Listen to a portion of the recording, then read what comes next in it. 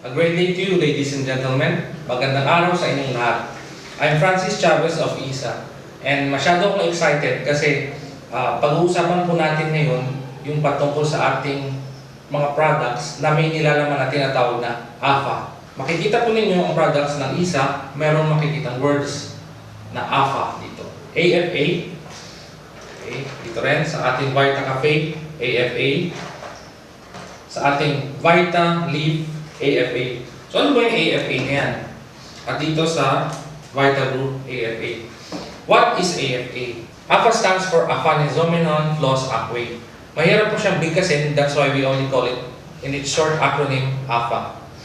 Okay, ngayon, the one who's going to discuss about AFA in all our products is a doctor who is very celebrated, especially dito sa tinatawag na alternative medicine.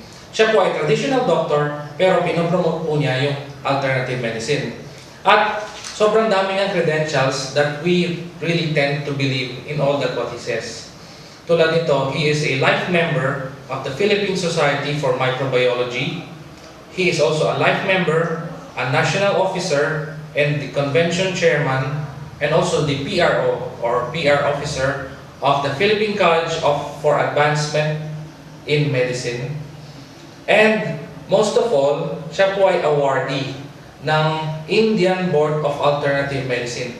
Ito po ay isang organisasyon po sa bansa na India at siya po yung kauna-unang Pilipino na natanghal bilang International Holistic Physician of the Year nitong organisasyon na to.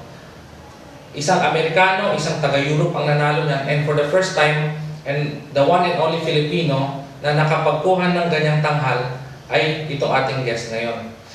At the same time, ito pong ating guest ay isang radio anchor for 7 years already ng programang Basta Natural sa DZEC from Mondays to Fridays, 7 p.m. to 8 p.m. Okay? So, ang dami po niyang credentials and it's very nice to hear from this person kasi pag nagsasalita siya, talagang makikita niyo yung authority at saka credibility niya.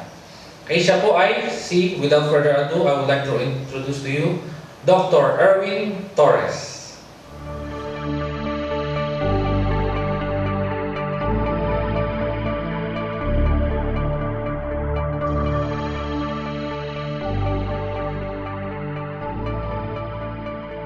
Nung mga nakaraan pa, talagang sikat na dito sa atin yung mga green products. Sumikat yung spirulina, chlorella, at iba't iba pa. Pero nung lumabas itong AFA, pinakilala ito sa akin ng isa kong kaibigan at nasubukan natin, ginamit natin sa clinic. Napakaganda ng resulta. So, kilala ang AFA na pampalakas ng immune system. Pero yun ang laging natatanong sa atin, ano ang kaibahan ng AFA sa spirulina? So, ano yung ginagawa nito sa ating katawan? Kung titingnan natin, ang AFA, itong mga green products at spirulina, sumisikat dahil dun sa kanilang chlorophyll content. At maraming mga company ang nagbebenta ng ganitong mga products. Kung ipapagkumpara natin, ang AFA ay napaka-superior compared sa spirulina kung pag-uusapan ang chlorophyll content. Kasi for every 10 grams ng green products, let's say AFA and spirulina, sa spirulina meron siyang around 115 milligrams ng chlorophyll. Ngayon kung AFA, nasa halos 300 milligram, ganun kataas, so more than 200% ang component ng chlorophyll. So kilala natin ang chlorophyll sa detoxification ng ating katawan. Kasi ngayon, ito yung talagang kailangan natin, yung pagdidetox. So maganda yung effect ng AFA sa ating katawan in terms of detoxification. At the same time, kung titingnan yung mga component like yung carotenoids, napakaganda ng component ng AFA. Although kung titingnan natin sa carotenoids effect, depende ito sa pag-harvest kasi yung AFA hindi ganun ka bilis yung kanyang pag-harvest. So yung carotenoid component nito mas maganda compared sa spirulina dahil sa yung processing niya, yung freeze drying, mas mabilis siya na be-preserve Kaya mas napapakinabangan at mas maganda yung effect sa ating katawan. At madaming mga research, kung titingnan yung mga research about sa immune system, napakarami ng ginawa na tungkol sa APA. Halimbawa, kung pag-uusapan yung sa mga stem cells, kasi sumikat din ang APA before na ginamit nga nila as parang stem cell, pero as a stem cell enhancer, meron siyang mga growth factor na nakakatulong para yung ating NK cells or natural killer cells ay ma-enhance. So sa mga study na ginawa, yung APA sa NK cells, nakita yung migration effect. So mas maganda yung effect ng APA compared sa spirulina. So walang direct effect ang spirulina sa ating NK cell migration. Kung pag-uusapan yung macrophage activity, merong polysaccharide ang spirulina na nakaka-stimulate ng activity ng macrophages, pero yung potency nito is just 1/4 lang compared sa potency ng nandun sa APA. Kasi nakita na ang bilis maka-stimulate ng macrophages at ito yung napaka-importante sa ating immune response. So dun sa lymphocytes, sa ating mga T-cell, yung mga immune cells, talagang mabilis ang effect sa APA compared sa spirulina na walang effect sa lymphocyte mobilization. Kung pag-uusapan yung effect sa free radical production, napakabilis ng epekto ng APA compared sa spirulina. Kaya nga, masabi natin na ang APA ang greenest foods na available ngayon. Madaming mga epekto ang nakita ko sa APA kasi dati gumagamit din ako ng spirulina nung wala pa yung APA. Ako, way back high school, college days, umiinom ako ng spirulina. Pero nung na-encounter ko yung APA, talagang nakita ko yung magandang epekto nito. Kung pag-uusapan yung mga anti-inflammatory properties, napakabilis na makatanggal ng inflammation. May mga study about phycocyanin component ng APA na ito'y napakaganda na isang potential na COX-2 inhibitor. So ito yung napakagandang anti-inflammatory remedy. So yung phycocyanin component ng spirulina hindi ganun kaganda kasi laging nakadepende tayo kung tingnan natin yung mineral component ng dalawa superior ng halos more than 200% yung APA compared sa spirulina.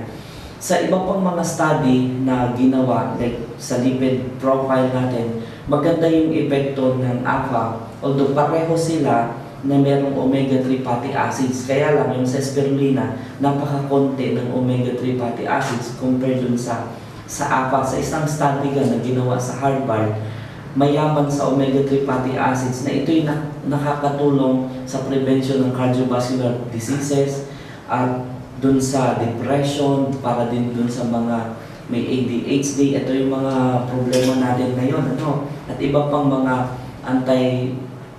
yung mga inflammatory condition. So madaming mga research at talagang nakita nila na superior talaga yung APA. Ang isang malaking concern natin ngayon ay yung stress. So kung pag-uusapan yung stress, may epekto ito sa ating blood sugar, humihina yung ating adrenal glands, at nakikita natin yung mga iba't ibang mga products ngayon na talagang ang sinasabi nila itong anti-stress, pero walang mga direct studies.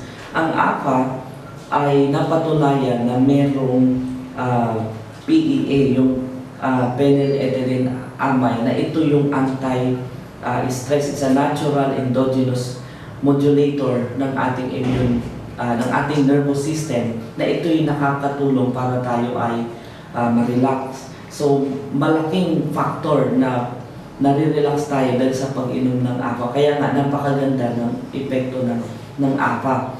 So nakita ko sa clinic iba't ibang mga epekto. Yung kaibigan ko ay 12 years na hindi na nag-expect na magkaka-baby. So inintroduce ko sa kanya itong APA para maayos yung kanyang hormones. Hindi niya alam, buntis na pala siya. So talagang sinabi niya na ang nakatulong para maayos yung kanyang hormones ay yung pag-inom ng APA na halos 12 years na inaayos niya sa kanyang ng kanyang OB.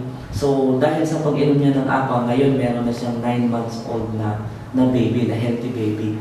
So sa iba pang mga experience ko like sa hormonal problem, madaming mga yung mga irregular ang menstruation, madami akong na-encounter mga bata pa 17 to 18 years old na binibigyan ng pills para maayos yung hormones. I'm against sa pag-inom ng mga pills, lalo na dun sa mga teenagers, kasi nga nagiging promiscuous sila. So binibigyan ng APA at nakita ko yung epekto na in just 2 weeks ng pag-inom, na i-improve yung kanilang hormones, naaayos yung kanilang menstrual cycle. Kaya talagang ang ganda ng epekto nito sa hormones. Kaya nga, kung ipapagkumpara with other products, talagang superior, lalo na sa mga green products, superior ang APA. So ito yung recommended ko sa mga hormonal problem, yung mga hindi magkaanak, anti-stress, even sa cancer, even sa may mga immune problems like AIDS. So maganda ito na pang-enhance ng ating immune system.